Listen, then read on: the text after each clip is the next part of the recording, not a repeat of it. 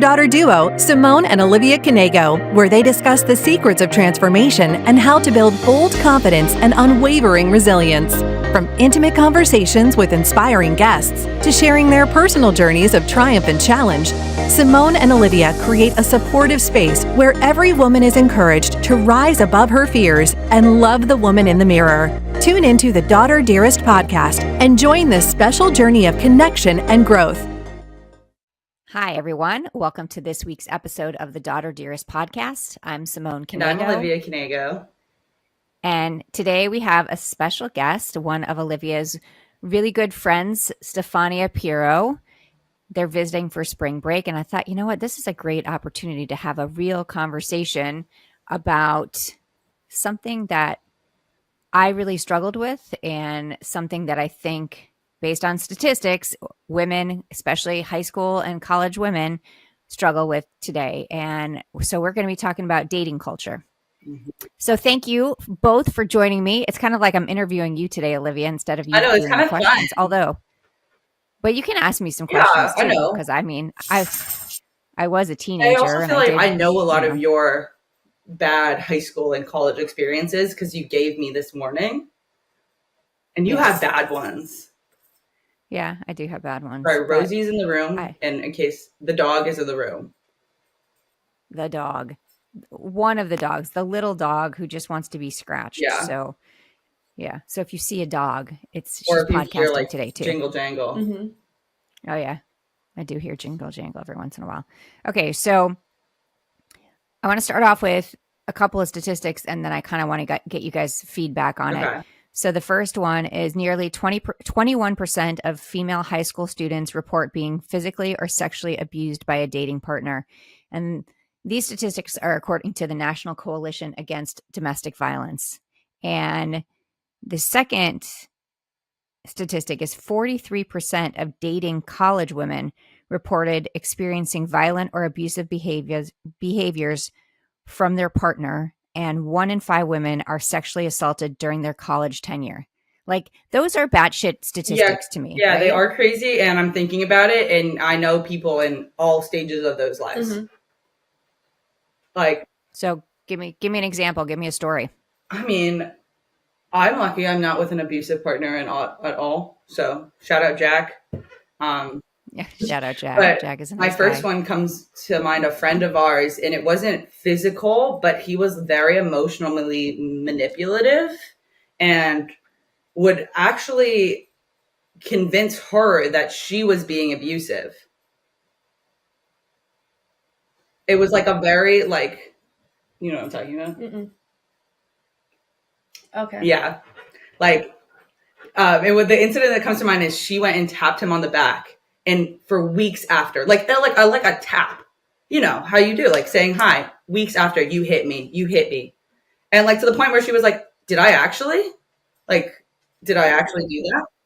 Yeah, and that was his MO throughout the entire relationship. She went into it not even wanting a relationship, and he was like, "You have to date me," essentially until it happened. And although it's not as extreme as some of those statistics you mentioned, it's definitely I feel like that's a commonality. Yeah. I think a lot of people our age, especially starting in high school, you have rose-tinted glasses mm-hmm. and you only see the good. So even all the bad things, it's well, I have a guy talking to me, and you're just so excited to finally be in a stage of your life where you're starting to date and have attention from other people. And you don't notice all the bad things happening. Yeah, 100%. Because it's that first person that gives you attention. They're the whole world. Mm-hmm.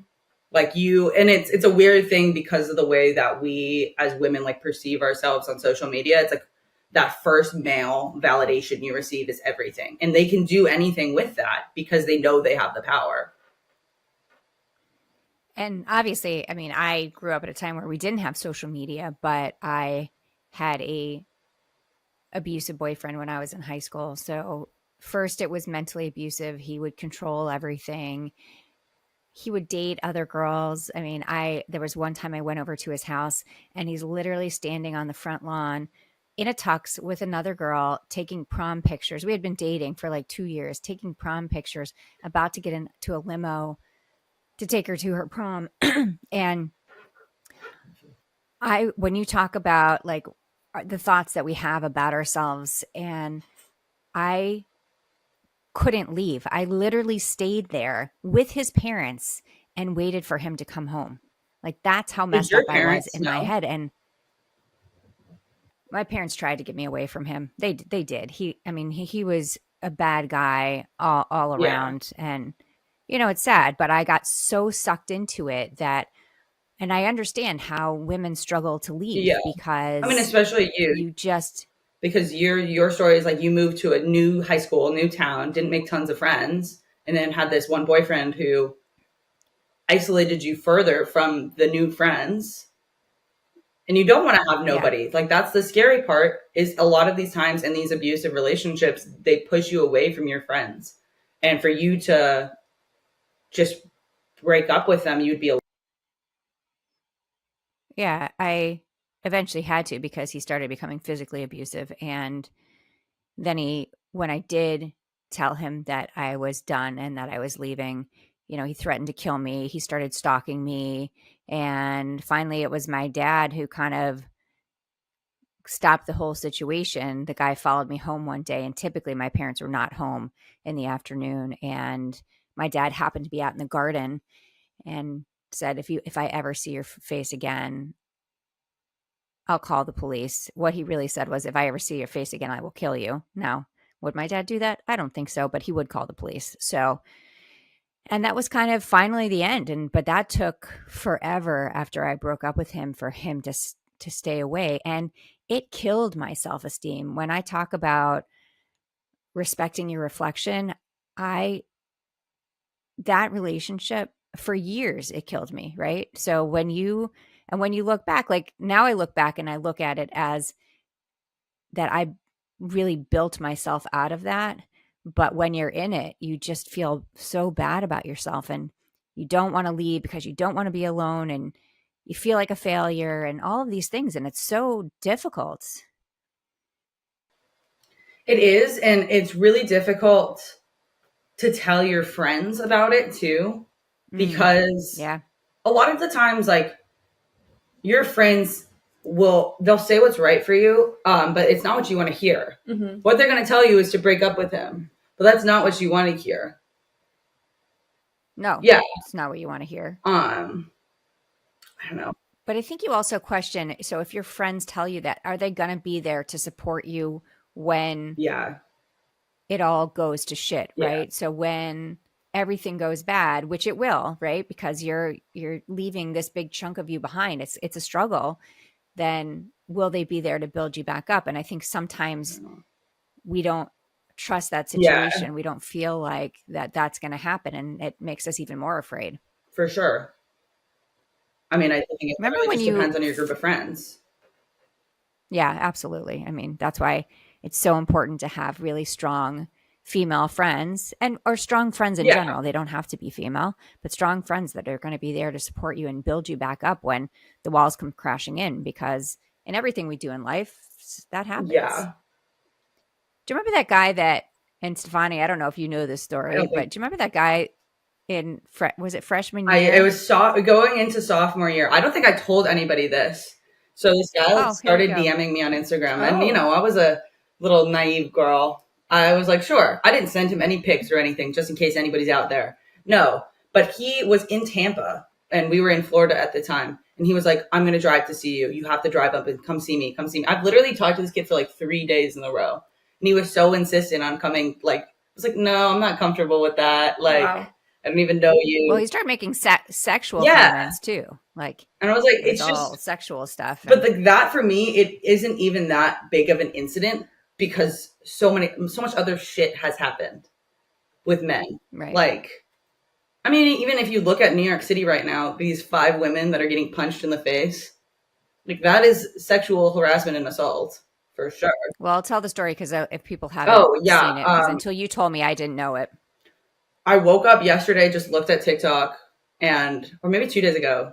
And the first thing was, I just got punched in the face by a man in New York City and like a huge goose egg on her head. And it was this man like literally saying, get off your phone, girl, punched her in the face. And then throughout the day, this happened to like 4 other women. which is crazy because, and it is like, they're women targeted crimes. And so much of New York is woman targeted crimes. It's a weird thing. Like getting catcalled in the street is also a weird thing. Rosie. I would like, I'm going to say something that could be controversial. Getting catcalled in New York it's scary, but in some aspects, especially freshman year, it was so validating. Unfortunately, I agree. Sometimes I would be going outside thinking I look so good. And if I walked past a construction group and I didn't get catcalled, I was like, wow, I don't look good today. Yeah. And the next day, if I got catcalled, I was like, okay. And that's how like fucked up society has made us. I remember someone had a friend came into town and she had some work done and she had gotten like most catcalls I had ever seen. And she was so living for it. But that's horrible that she was living for it.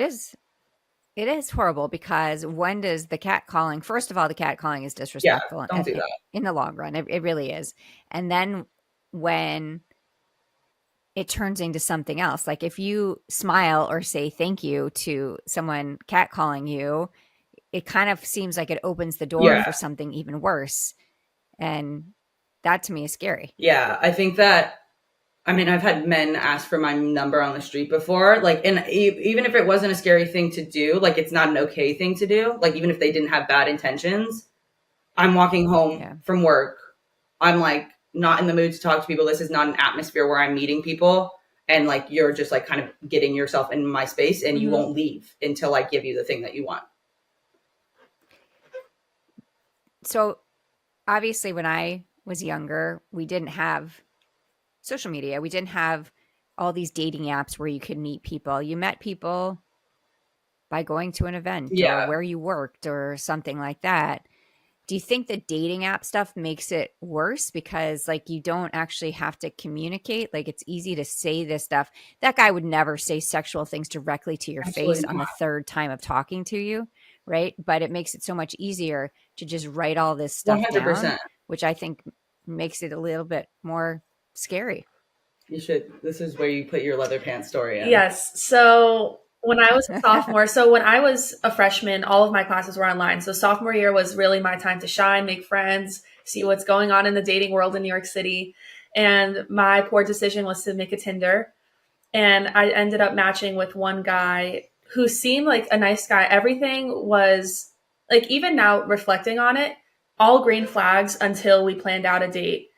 And he started saying, oh, I think you would look good if you wore like leather pants or something on our date. And I just thought maybe he's trying to give me, like, help me understand like what kind of outfit to put together for whatever our date is. So I was like, okay, whatever.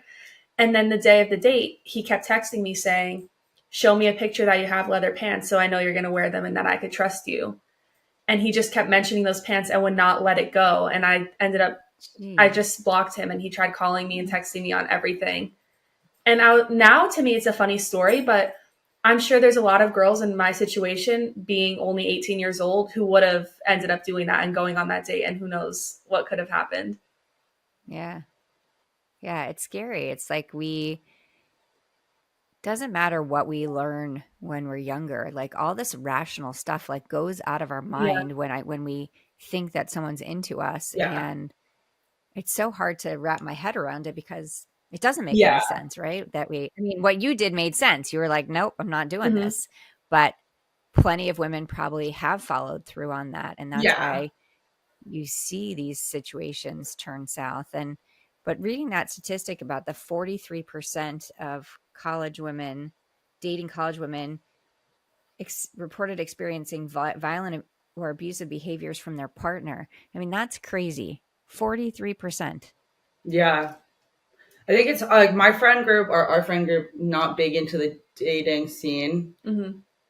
Except you. Yeah. And I mean, again, Jack is very nice. Yeah.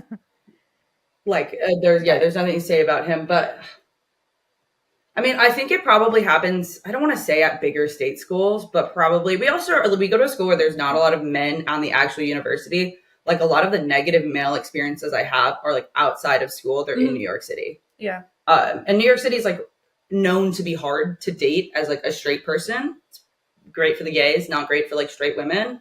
But it's it's like, it's never gotten to the point with a lot of these like dates with friends where it gets abusive, because we see these red flags on these first dates. Like my freshman roommate, and this is like not abusive, but it makes you think like, what could this have turned into? She went on a date with a man. He was post-grad, whatever.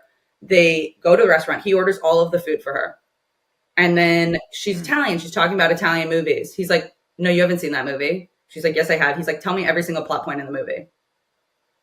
But then it like, what? Men are so weird like that. And that's just like a common thing that there's like no respect for women. And where does that come from? Because every mother that I've met, or 85% of the mothers I've met that have sons, have raised their kids to have respect. And I'm just like, where does it go when you go to college? Well, I don't think you meet all of the people. I mean, you say 85% of the people that you know, but I mean, think about all the people that you don't know that don't have like the positive role models, or they have narcissistic fathers, right? And then you just think that everybody, you know, kisses your feet, and then as the kid, you repeat those behaviors, right? It's what you see your parents do, you tend to follow in their footsteps, right? I mean, that's kind of how you've been groomed. I think one of the big pressures that especially teenage girls face is that they have this, oh, you can fix him. Like the first relationship for a guy, you're supposed to smooth out all his flaws and then send him on to the next one. You can't fix crazy. No. You can't. I mean, and that sounds horrible. Like, I don't mean it like mental illness, but when someone has these viewpoints that are completely opposite of what you have, or these behaviors that are completely opposite of what you do, then I just think that it's not even worth the match, because you really can't change people. They can change themselves, but you trying to say something to somebody over and over again, I don't think that works. It has to come from within. Yeah. I'm curious for you, have you seen a rise of like Andrew Taters, I guess, in like that mentality when you talk to men? Not the men that I talk to, not people my age, but I have a younger brother who's a junior in high school, and the town I'm from, there's a lot of affluent fathers with stay-at-home mothers, and that kind of brings in a culture of the men bossing around their wives and doing whatever they want to do because they know the wife will stay. And I could see that mentality in the kids too. So I feel like it's not stopping. Like the generation below us is the same. Yeah, it's just like, what can we do? Yeah. Like we can raise our kids to be better, but and you can also talk about it. Yeah, right? we can. And we're 100%. We can talk about it, but it just feels like it's exhausting. Like I feel like I shouldn't have to. There was this stupid TikTok going around, and it's something about like gun-free zones. Why don't we have rape-free zones?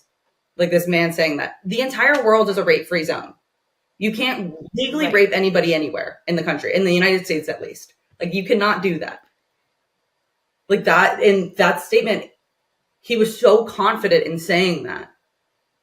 Like he didn't even, the ignorance behind it is ridiculous. You know, the hard thing too, you know, even when you look at these statistics, I'm sure there are many more women, and actually there's a high percentage of men that are abused by their partners as well. When you look at it, not as high as women, but when you think about these statistics, you know that there's a lot of women who don't tell anybody. Like you said earlier, Olivia, they just don't talk about it because, again, the system is so hard, right? To come and stand up. I'll say two things about it. One, this is from a TV show, so it's not real, but we were watching The Sopranos, and there's a scene where the psychologist gets raped, and she knows who he is. She literally and figures out, she goes to get lunch one day at this restaurant, and there's his picture on the wall of employee of the month or whatever. And so she tells the police, and you know, they had done the rape kit right after she was raped, and they processed it improperly. So she knew exactly who this guy was. but there was nothing that they could do legally. And so I think that for a lot of women, and I know that's happened in the past, like in real life, it does. But I think for a lot of women, speaking up just doesn't change anything. And then you become that girl, right? And I think that that's such a bad thing. I think we have to speak 100%. up. I mean, we have to speak up. But it is, I can see why people struggle with it. And you see even right now what's happening in Israel. And the one woman who's speaking up that was held hostage about the rape that she suffered, and there are people that don't believe her. And that's crazy to me, like, because it's just crazy to me that there are always going to be people that don't believe you. And granted, I'm sure, like, I think the statistic is like 1 in every 1,000 is a false claim. Okay. And there's so many that aren't reported. But that's the thing. It's like, you come forward, and if it's a young boy, you're told, oh, don't press charges, you'll ruin his life. Okay. Yeah. Or it's an older guy, he's an affluent leader in the community. Oh, well, you're like, he didn't do that. He would never have done that. And it's just like this constant cycle of no one's going to believe you, or no one in power will, at least. And we read this book in 8th grade. I think it was called Speak, about a girl and like her rape experience, and how she was so scared to like finally say something. But when she wrote something on the bathroom wall, like, this guy is a rapist. And all of these other girls on the bathroom stall, like, wrote, like, he did this to me. He did this to me. He did this to me. And you realize, like, you're not alone in that way, but it's so terrifying to talk about. Yeah. And I think that you know, I know for me, like, dealing with that one guy, I mean, I've had other probably bad experiences as well, but that the idea that people aren't going to believe you because on the outside, he seemed like such a nice guy. It was just, if you were with us when, I mean, my close friends could see it, but he pushed away most of them, right? So everything he did. And I remember the one time he hit me, one of his friends came over and was like, you have to go. And I was like, no, he's just drunk. I can't leave. And I lied to my parents. I said that I fell down. That's why I had a black eye. I mean, obviously they didn't believe me, but I was kind of unruly at that point. Like, they couldn't figure out how to get me away from him. And it's sad. I think that's why I talk about it with you guys on a regular basis, because like, there's no good that's going to come from a relationship like that. And there are so many nice men and women out there that you don't have to suffer like that. But it is hard to watch people that you question sometimes what their relationship really is behind closed doors. Yeah. And you don't want to question, because then you feel bad. But it was like a couple of like acquaintances that I can think of where I'm not comfortable with their relationship. And just like, I can see the way that he speaks about women when she's not there. I can imagine what he says directly to her. Yeah. And we're like, when is it your place? I guess that's always the thing. And it is your place, but then and it's not an abusive relationship. You were in a situation where you gave your 2 cents on the partner, and they were like, no. And then they got back together, and then that's just like incredibly awkward. Yeah. I mean, that's a really hard thing, is that when you look at relationships that you don't think they're good together, especially if it's a close friend, being able to say something, it's that fine line of, you're going to say it. And even if they break up, gosh, you feel like they're going to get back together. And so now you have alienated yourself from that friend, or not alienated, but they'll always remember that you went against what the love of their life. Even if the love of their life is like this horrible person, you didn't support them in it. And that's a really tough thing.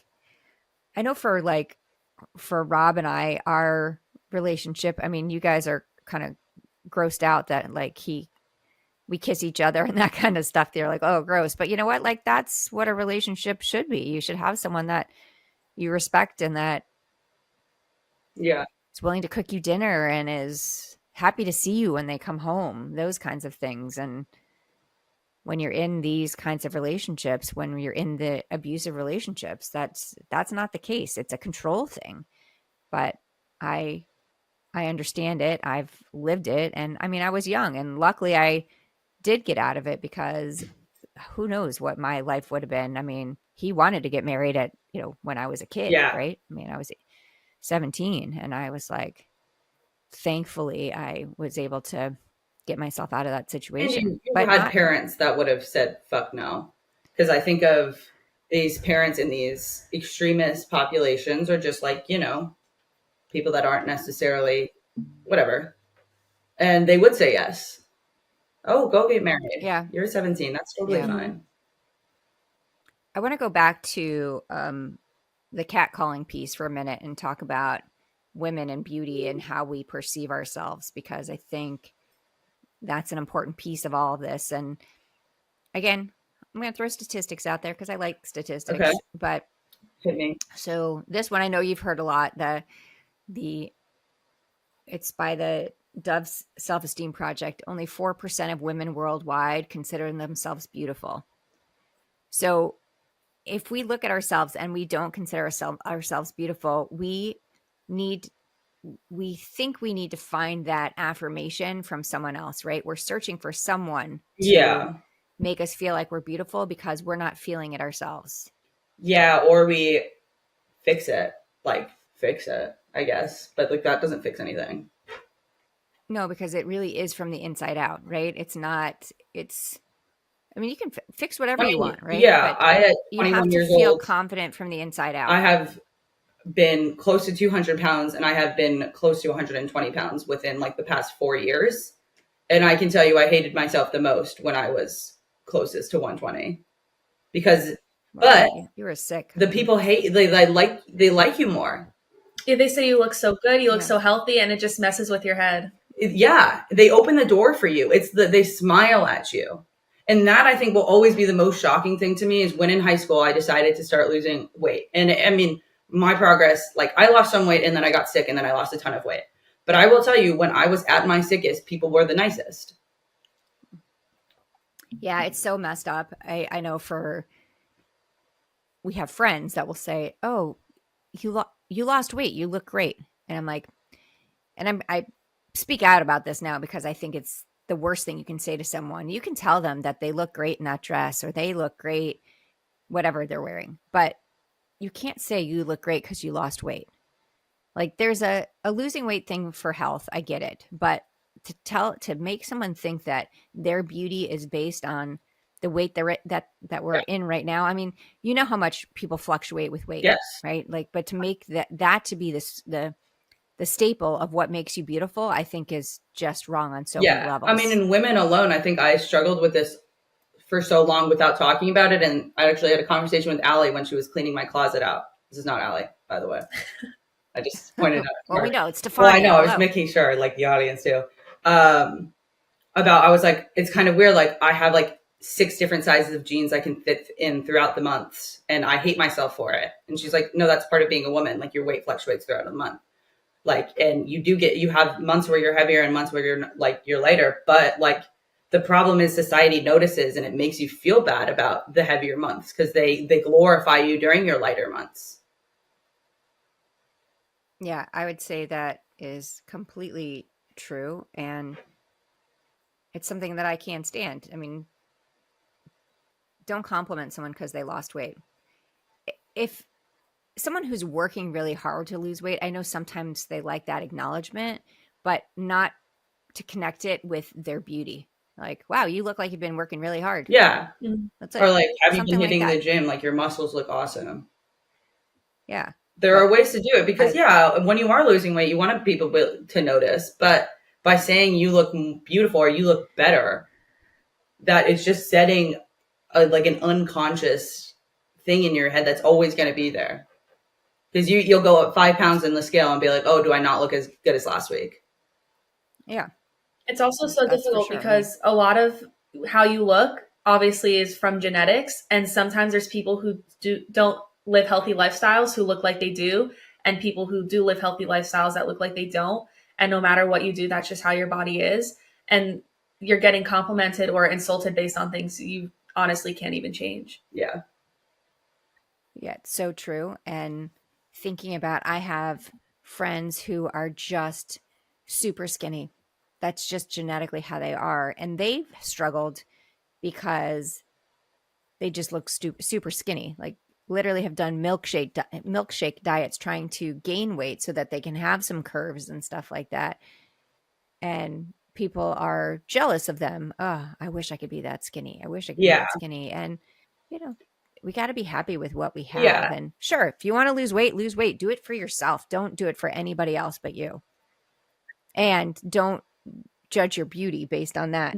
I want to throw another. I think like is the body trends, like Vogue.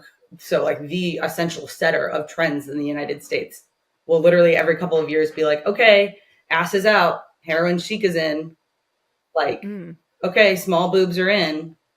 You can't set body standards by doing that. Like you can, first of all, especially with it's like boobs, you can't just like decide one day to have small boobs.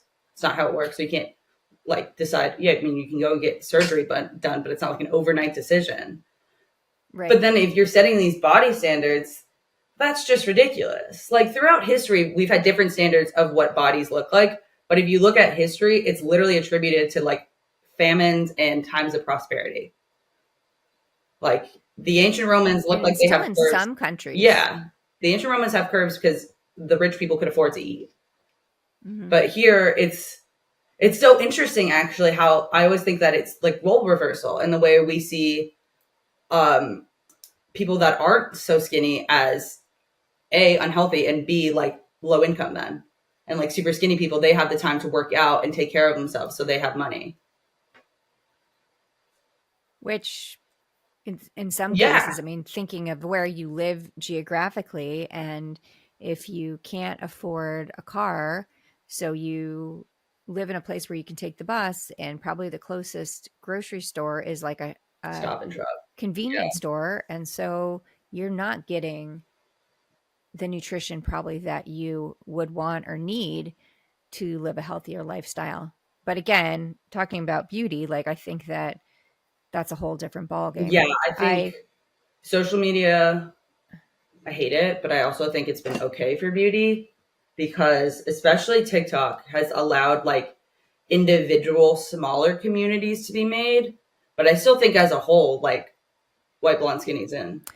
The statistics on it are honestly, statistics are horrible in terms of watching what there's a whole, Dove is doing a whole new thing about get off your screen because teenage girls, the younger girls are really struggling with it. So one of the things they found in this, and I want to ask you guys if this ever happened to you. So girls between 11 and 14 years old, 47% of girls between 11 and 14 years old refuse to take part in activities that might show their bodies in any way. We were just have you guys experienced that? I was just talking to Liv about this when we went to the beach the other day. Until I was maybe 17 or 18, I wouldn't go to the beach in a bikini. And I was a child. I should not be thinking about how my body looks in a bikini when I'm having fun on a beach. But I just couldn't get myself to do it. And then I was in a bikini when we went to the beach a couple days ago. And afterwards, I noticed I wasn't paying attention to anybody else and no one else was paying attention to me. So why do I care so much? Yeah. No one actually cares. It's only when you're on your phone that you start spiraling in your head. But when you're in real life, no one's paying attention. Yeah. And there is no perfect body. I mean, yes, there are some women who they have a body made for a bikini, but we all struggle. So that person is struggling with something. I mean, right? I think out of any item of clothing, a bikini is made for everybody because like, especially for women, because like it's the least amount of clothing that you can wear. So I don't know how to explain, like it's not form fitting. There's nothing that like is not going to fit if you get the right size, I guess. Yeah, I agree. So bringing this back to the whole dating culture piece, like when you think about how we feel about our bodies, then you see how it connects with how we let other people treat us, right? If we're not confident in ourselves, if we don't love who we are, then we feel it's justified if someone talks down to us. Or, I mean, I vividly remember sitting, well, we were actually on a boat ride, and my boyfriend said to me, "Oh my gosh, you have so many stretch marks. You need to lose some weight. Like when we go out to dinner tonight, you definitely just need to eat a salad." And I was 120 pounds. I was the thinnest I've ever been in my life. And I was devastated by that. And guess what? I did have a salad at dinner, no dressing, and then went home and cried myself to sleep. And if I could go back in time and give advice to that girl, it would have been have the chicken wings with blue cheese, because that person's opinion does not matter. It's how you feel on the inside. Like we have to build ourselves up so that we don't end up in situations like that where we have someone telling us that we're not good enough, or we're not skinny enough, we're not pretty enough, because those things are just lies, right? Those are not, that's what someone else is telling us. Those are not our truths. So yeah, it's, I don't know. Being a woman is really hard.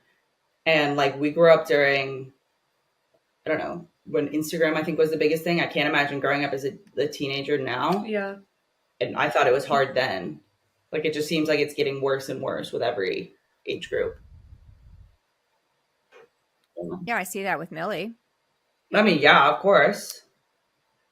What her girlfriends, and I know we talked about this. I mean, and I know she's in 10th grade now, but I want to say some of them, even in 8th grade, they had a full face of makeup on going to school. And you're like, what are you trying to do? Yeah, I think I'm pretty anti-social media for kids in that way, because you're not doing, like, I did a full face of makeup in high school every single day because I was like weird and like to try out new eyeshadow shades. But I wasn't like trying to impress anybody. And even still, I don't think, maybe I shouldn't have been wearing that much makeup in high school. But it's like now I think kids have the expectation that they have to wear these clothes. And I don't care if they're appropriate or not. When I was in high school, it was like the tiny shorts and big oversized t-shirts with hair scrunchies. And now girls are wearing like what I would wear out to the club, which is kind of interesting. Yes. And it's like, it gets to the point where, okay, that's fine, but also like, let yourself be a kid a little bit. And that's what like adult life is hard. It's and it's not as fun as kids think it's going to be. So don't be a kid, but it's hard to say. Yeah, even me going to private school, I was in a uniform. We had collared shirt and a skirt, and that's it. And all girls, there were no guys around, and yet girls still wanted to roll up their skirts as short as they could, crop their collared shirts. Like, you can't avoid it. Like, kids just want to do what they want to do, and no matter how much you tell them, like, to enjoy those moments of being a kid, they don't realize it until they're not a kid anymore, and it's too late. Yeah. I think everybody, as you grow up and you get into your 40s and 50s, you would definitely have something that you would tell your teenage self to change, not to do, because they were trying to impress someone else or trying to, and instead of just enjoying being a kid. So, yeah, I have a bad thing that I think about a lot. That's well, it's not like that bad. In high school, I had this huge crush on this guy, and he was really an asshole to me. Like, he would call me a poor Jew every single day. And I thought he was joking. And then one day, I mean, over time, I was like, this guy's an asshole, not just for that comment, for a bunch of other things. And one day we were talking about college and FAFSA with a bunch of people. And I was like, oh yeah, I really don't qualify for aid because of like my parents' wealth status. He goes, what are you talking about? I thought you were poor. I was like, first of all, okay, wild assumption just to make period based off of what? I drive a Mazda to school and not a new car. Okay. But also just like, then you were actually making fun of my wealth status for like an entire year plus. And why did you have a crush on him? Because he liked me first.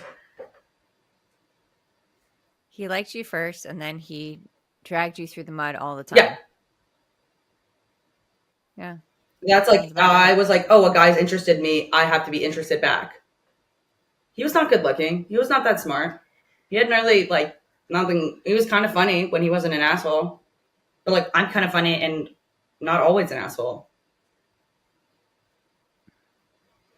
Yeah. What are you thinking about that?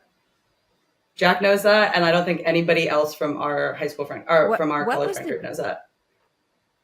Maybe Noosh. What was the show that we were on? No, sorry, go. Oh, I lost you for a second. Are you back? I know. You're back too. Yeah. What was the show that the podcast that we were on recently, or that I was on recently, where the conversation, or we had someone on that we were talking about date the geeks in high school? I have that no it was clue. like. Oh, I don't think that was with me, but I can tell you, yeah, do that. Duh. I mean, date the nice guys, people. Like, there's no benefit to dating the people who are assholes. I mean, absolutely no benefit. And it's like it's funny, the guys that were kind of geekier in my high school, oh my gosh, they're like gorgeous now. You're like, they had this complete glow up. Yeah. And they're still the nicest guys, right? And all the girls who dated the jocks, I mean, most of the jocks, they're still living those high school years because they couldn't move past that. They were so focused on that was like the best years of their life. Oh, how sweet. D&D. Sorry. Wait, no, are you there? No. Our internet connection is not good up there. Yeah. I think she's back. What is she? Are you back? Yeah. Sorry, I don't know what keeps happening with Wi-Fi. Back? Okay. I mean, we're in the same house, so it's not my fault. I don't know. Yeah, no. I mean, I'm plugged in, but I think I think it's you. I have no idea. Yeah, it might be. I'll blame it on you. So if you could give girls your age or girls younger than you advice, what would you say? You don't need to be dating somebody, period, unless you really want to, and find a guy that's nice. Like, don't feel the pressure to. And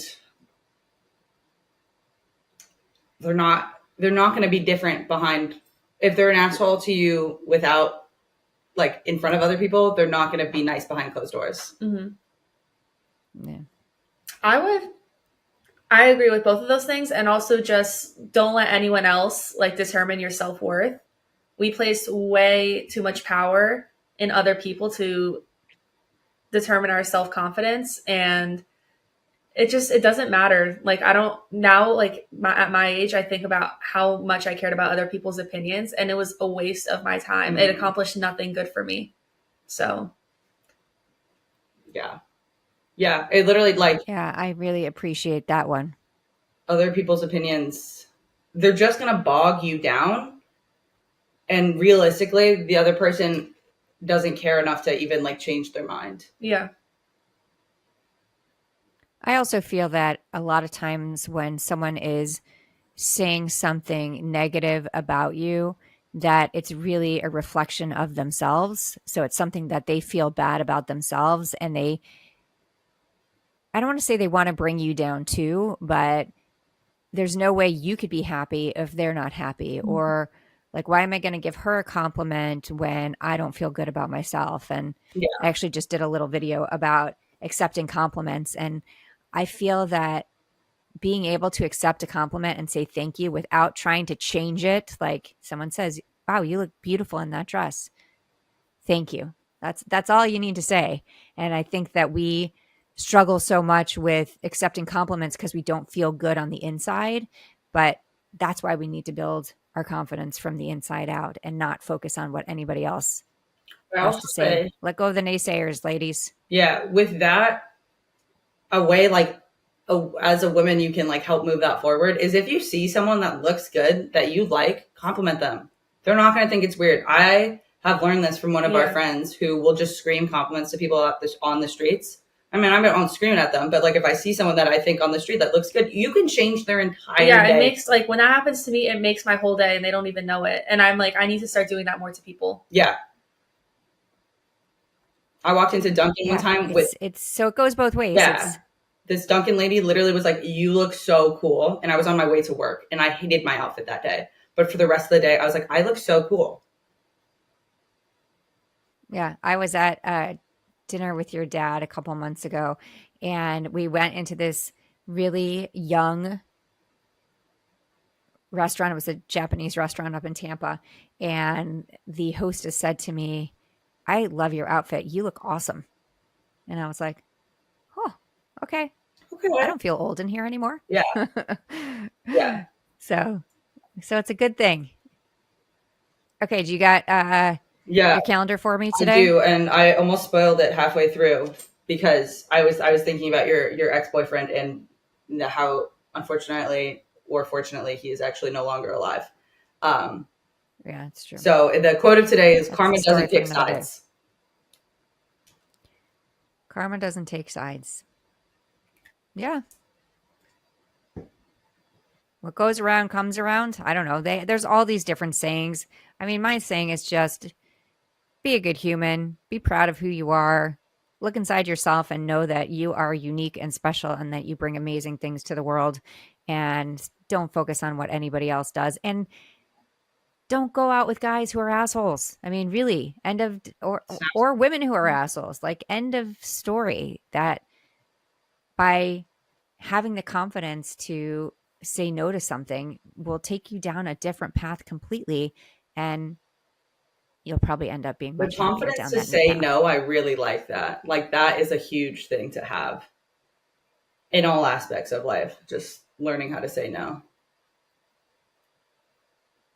Yeah. And no is hard, No is right? so hard. No is hard. I mean, sometimes no is someone asks you to do something, you're like, no, I don't want to do that, but thanks for asking. I love to say it like that. When the kids will say, can you get this for me? No, but thanks for asking. Mm-hmm. That seems to work pretty well. You're funny. Okay, guys. Well, thank you so much for joining me on this discussion. I mean, I think that it's such an important thing that women need to talk about more, especially with their daughters. And hopefully we'll have a lot of people listen to this and take away some good thoughts. So where can they find both of you? Olivia, we never do this, but I'm doing it anyways. Where can they find you, Olivia? My Instagram, I think, is at Olivia Knego. I think there might be a period. There might not be. That's the only social I really use. And then LinkedIn. I guess you can add me on LinkedIn. First name, last name. Yeah, I only have LinkedIn. So first name, last name. That's it. Great. Well, thank you guys so much for joining me today. And it's kind of a weird ending because usually I say thank you so much for joining us today. But just remember that you are amazing, you are unique, and you changed the world just by being who you are. So we will see you next time on the Daughter Dearest podcast. Bye. Thank you for listening to the Daughter Dearest Podcast with Simone and Olivia Knego. We hope this episode has made your day just a little bit brighter and given you the inspiration you need to confidently go about your week. Always remember to be authentically you. Don't forget to like and subscribe so you never miss an episode. And feel free to connect with them on Instagram at Daughter Dearest Podcast, at Simone Knego, and at Olivia Knego. Till next time.